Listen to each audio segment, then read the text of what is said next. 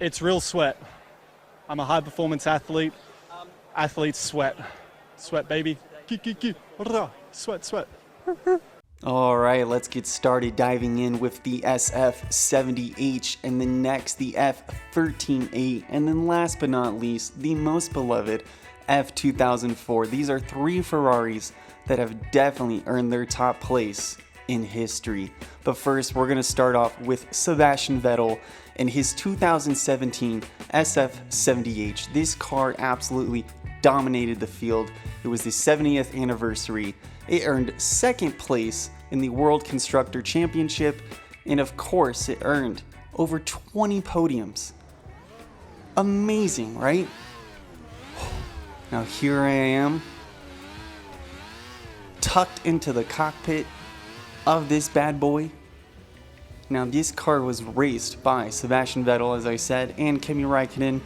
Why didn't I mention him? Because of course Sebastian Vettel retired just recently last year in 2022. And you gotta mention the GOAT, the champ, the four-time world champion. Of course, you can't look past it. But I'm coming out of the pits here. I'm in Imola, of course, a track made for Ferrari. Ferrari absolutely dominates the field here. They're amazing to watch, no matter what era. Imola is their home. It's beautiful. It's breathtaking. What can I say? They are a talent. So anyways, I'm out on a hot lap. We'll talk about the car. We'll talk about how it feels here in Assetto Corsa, which I honestly think and has been praised as one of the most realistic simulators. So I think getting into these cars, I may sound stupid for saying this, but you get a nice, distinct force feedback feel through the wheel, and you do really feel a difference between the three different cars we're going to be talking about today.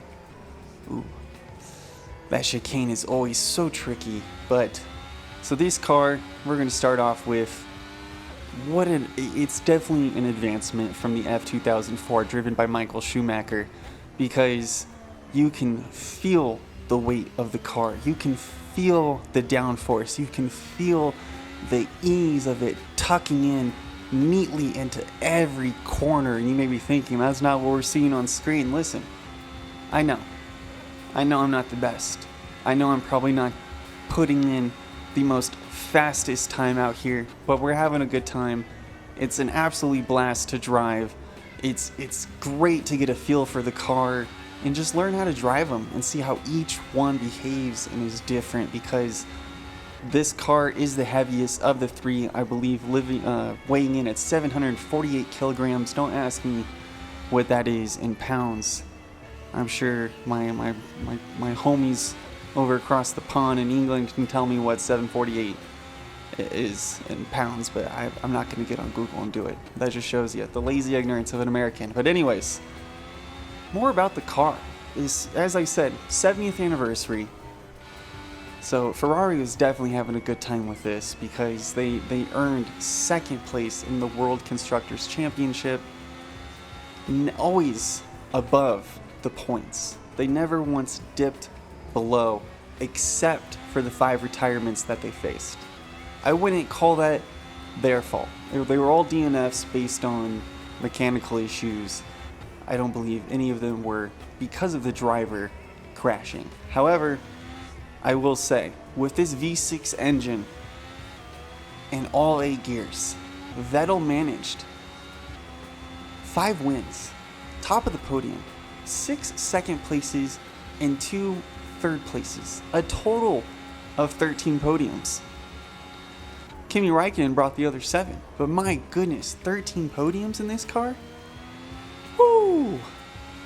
Just absolutely dominated the field in 2017. So here we are. We have our 4th lap here in Imola, and I'm really starting to get a feel for it, know which gear I need to be popped into, where the traction, where the grip is, because with these cars, you can really kind of almost go flat out with the pedal. Like, the throttle is not as sensitive as the V8, with Alonso and even the V10 with Michael Schumacher. So this car was much easier to drive. It allowed you to brake much later once you got a handle of it, allowed you to turn in much sharper with just about every turn, and you just felt a little more at ease. You felt safer, almost. But when you got flying, you just knew this car was at the top of its time, and unfortunately it lost out to Mercedes, but Ferrari could have had it. They could have definitely done it. I believe them. But here I am, improving with a whopping 127. That is my time here. But we're going to dive in now to Alonso and the F13.8. Like I said, last of the V8, third in the World Constructors' Championship, and stayed in the points. Once again, Ferrari topping themselves. And just listen to that. Look at me drifting away there. I'm floating away just how beautiful this V8 engine sounds. So sorry, I kind of got carried away talking in the conversation with the last few laps there with Vettel. I managed a minute 27 and some tenths, but that was my time. That is the best I could do at the moment. So let's see what I can do in the V8. All right, now the V8 here was a little more squirrely, a little harder to handle, I will admit. And I'm going to get a little frustrated during these laps, and you will definitely see that because this car, I just couldn't, for some reason, during this recording, during this session, I couldn't handle it. I couldn't handle the beast that this car was. So I just took the time I had, and I said, you know what, time to move on to another. But right now, let's see the lap that I put in. This is my hot lap, kind of just warming up the tires, getting a feel for the track in the car, because this is a V8 engine. That is a classic turn to overshoot, so don't judge, okay? Now anyways, this is the last of the V8. The V8s ran for about 13? Oh, sorry, completely wrong. My goodness, what am I talking about? Last of the V8. The year 13, F13.8, that's what the car stands for. The year 2013, V8 engine. And as I said, getting a feel for the car, the gears, that's what I'm trying to get at here, is that when you go from a car with 8 gears and then down to only 7 gears, the RPMs, the revving, how you operate, how you race the track is completely different than what I would do previously in the 2017 car. Because where I'm flying in at this turn at 3rd gear, and if I came in at 4th gear, that'd be way too high of a gear. I would need more wheel spin to cut through there, really get the grip and traction to pull myself through that right, that left-hander.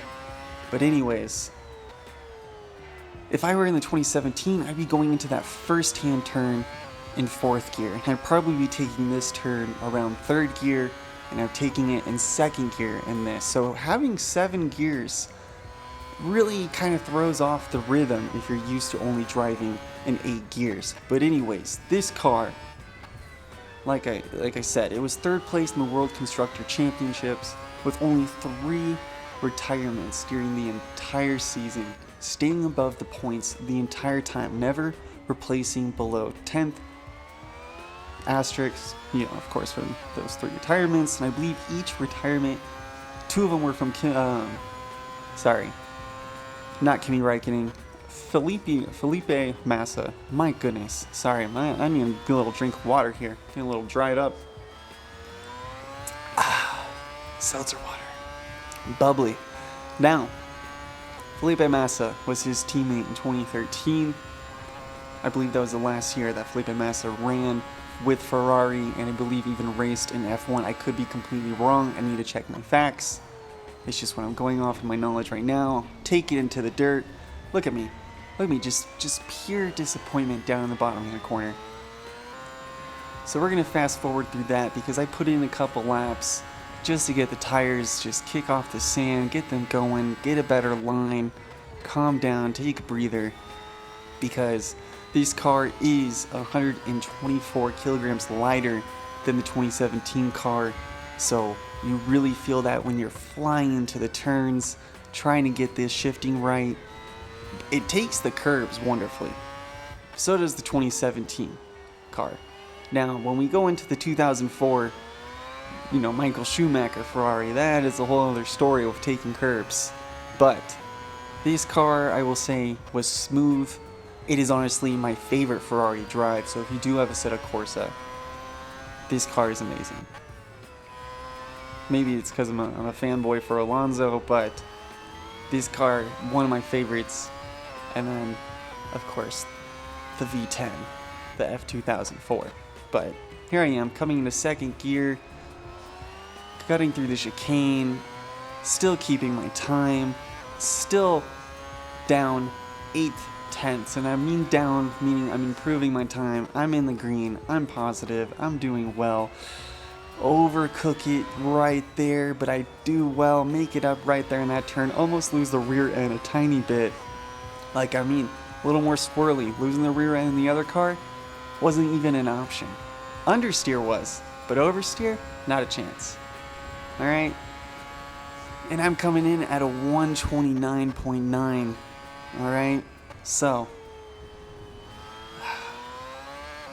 I feel like I felt like I could improve, felt like I could do something. And it just ended with me in the wall, staring right into the camera with pure disappointment. So let's move on to the absolute legend, this absolute unit. One Ferrari, their 6th World Constructor Championship. This car holds several of the fastest laps at several tracks, and in 2020, they ran it one more time for its 1000th Grand Prix.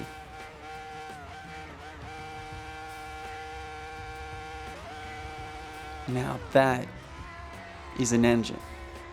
That sound right there is just beautiful. That is a sound when you hear going around the track that everybody pauses for a second. And it's just like, if only we could go back.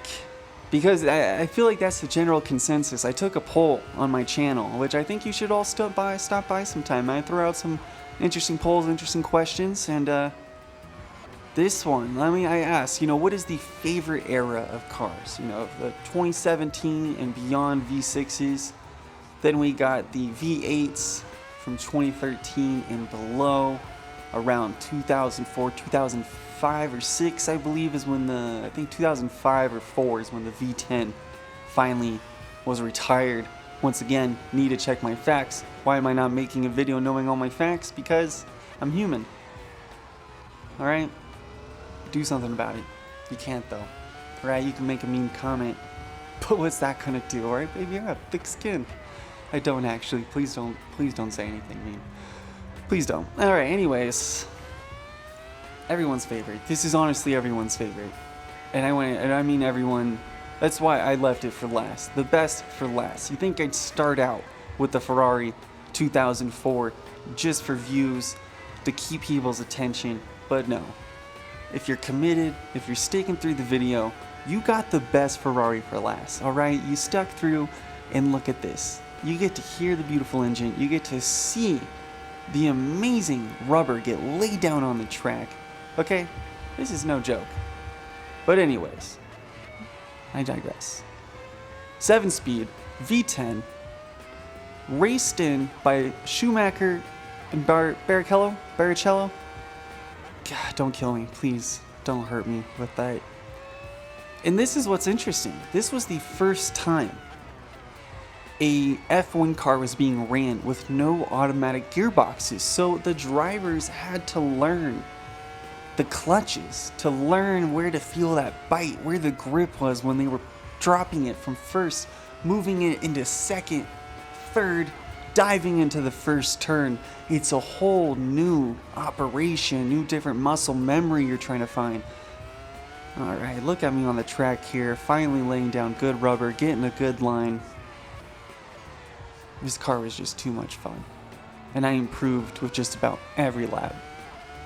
So, if you have the time, download the Ferrari pack, get in this car, have yourself a freaking amazing time. Alright? You won't be disappointed.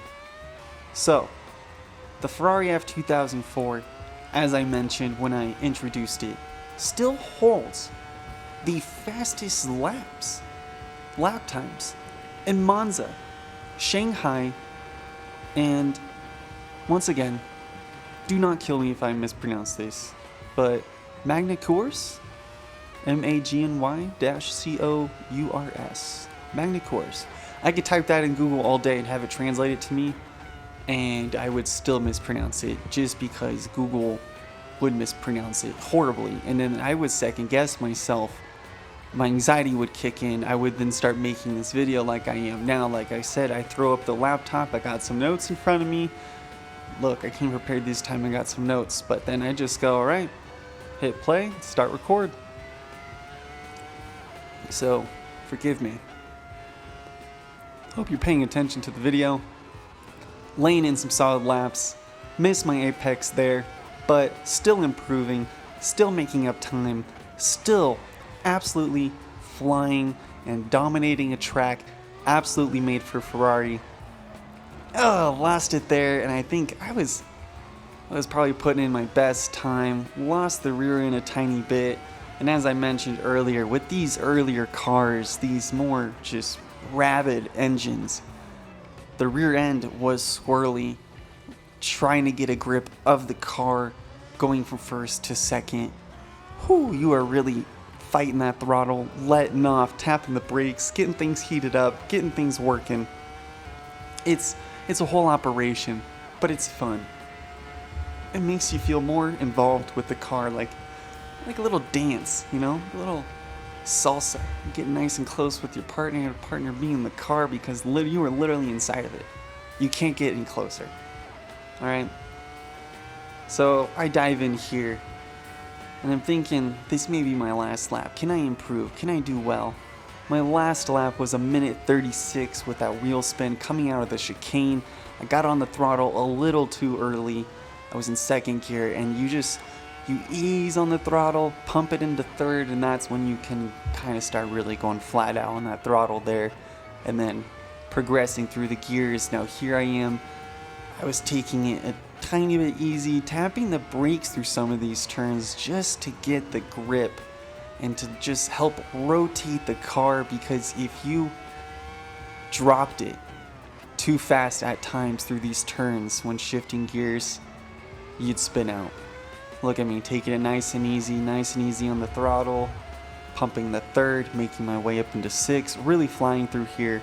Seventh gear, the final and highest gear in this car, wrapping it up through these final turns, and I'm sweating, I'm white knuckling the steering wheel, and this car just absolutely heavenly. It's beautiful. It's a piece of art.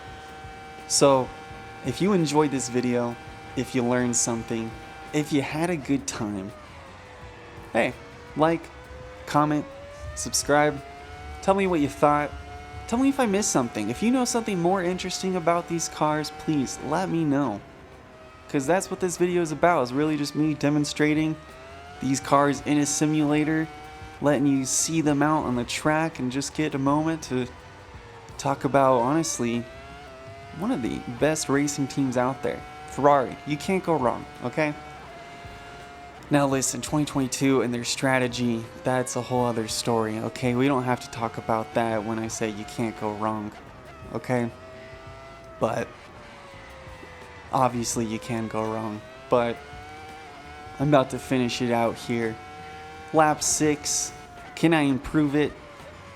Can I get through the chicane? Look at that, touching almost each corner, getting on the throttle. I'm still in the red, but having a good time, right? Having a solid time. Listen to that engine. Beautiful. Wonderful. Look at this. Minute 25 was my best, so I think it goes to show you, like I said, save the best for last. Minute 25, that is my best time in the Ferrari. That is the best time I could put down on the track. Goes to show you We need to go back in time, bring back the V10 engines, bring back better racing, because I'll admit, this was some close racing if you ever go back and watch. So thanks for watching. Like, comment, subscribe, all that good stuff, and I'll see you around.